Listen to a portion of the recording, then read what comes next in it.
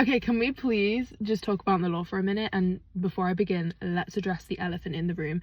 Yahuah, whom the world calls Jesus Christ, he did away with the law. The law is done away with. Yeah, the sacrificial law is done away with. If you say the law is done away with, I'm sorry, I think you just don't understand the new covenant, because the whole point of the new covenant was that the law would be written on our hearts.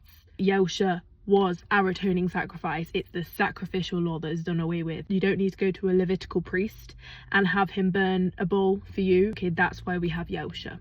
That's why he died. But I am in the book of Maccabees at the minute, and oh my word, these people be putting us to shame. This morning I was reading about Hebrews who, when the Greeks were oppressing them and trying to take away their culture and abolish all of their laws, still fought so hard and still was so stubborn to keep the laws of Yahuah. They were sneaking into the cave to observe the Sabbath privately. Some Greek leaders found out about it and came and burnt them all alive, because they wouldn't defend themselves, because they held the Sabbath to be that sacred that they wouldn't fight for their lives because it was Shabbat. There was 2 women who had their sons circumcised.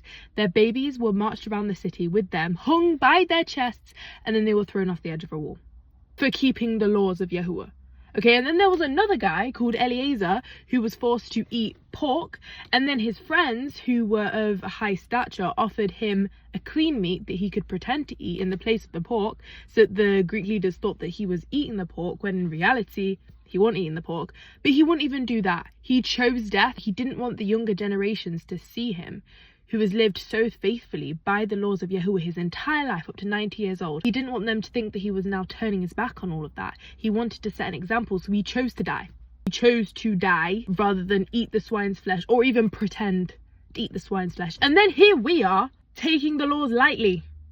And I'm guilty of this. Like, we really go right up to the margin of what is sin and what isn't sin. We will bend the laws to fit with what we feel like doing.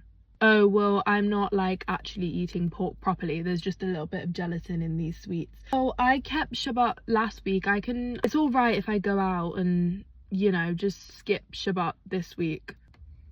And let's just address this quickly before you say, well, since they were so steadfast in their ways, why didn't Yahuah deliver them?